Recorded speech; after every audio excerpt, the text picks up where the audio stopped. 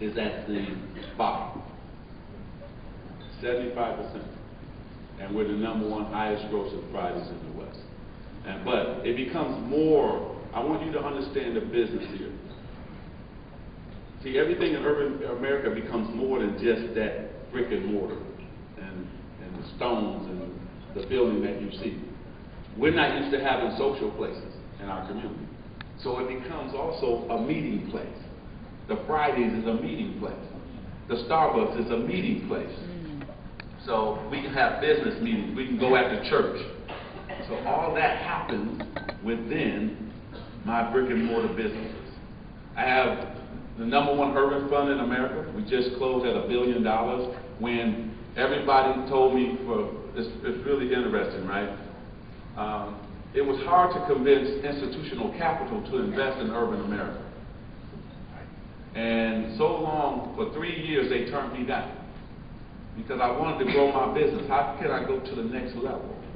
The only way I could go to the next level was institutional capital. So I went out to CalFIRST, CalSTRS, Bank of America, on and on and on to raise money. And for a couple of years, they turned me down because they said my track record was not strong enough. Well, once we got more Starbucks, we did more business. I went back the next time. They said, you know what? You have a good track record. So now what we're going to do, we're going to send you through a test. We're going to give you $50 million.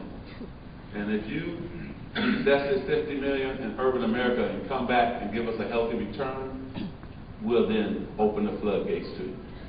Well, I took the $50 million. I bought a shopping center for $22 million. We were able to turn that shopping center around and sold it for $48 million. So they said, oh, the first time we only wanted your picture and your autograph. Now we see that you know business, and now we can access more money to you. Well, the first $300 million they gave us, we returned them 30% on that money.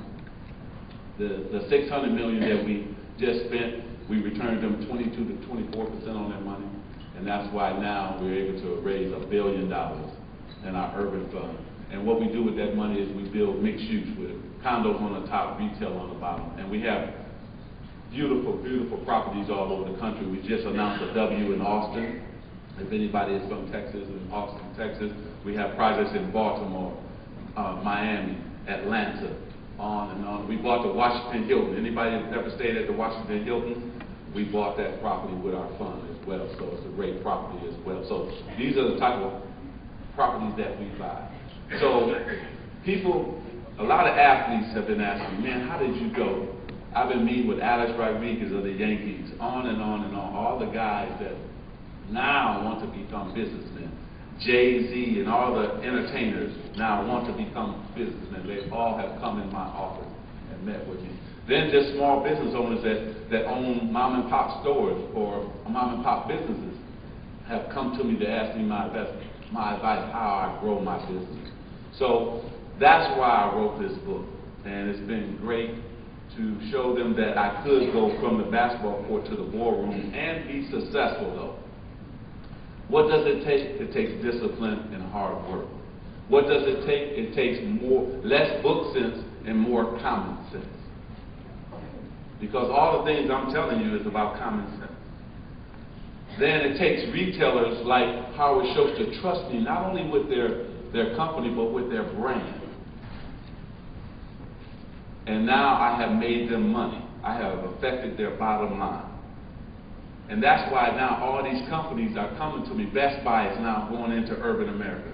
They just signed me up as a consultant to take them into urban America. Aetna has just signed me. How do I get more minorities to be insured? So all the companies are calling me, wanting me to take them into urban America because of my track record and my success. And so that's why I wrote this book called Urban Magic, 32 Ways to Succeed in Business. You know, got that 32? That was my number. And I look forward to you looking at it, reading it, and look forward to working with you. And Crown, thank you, because I've had just a bunch of fun writing. You know, it's funny, Alex, me and the writer, we spend 5 hours, and I think we talk 4 hours of basketball. It's funny.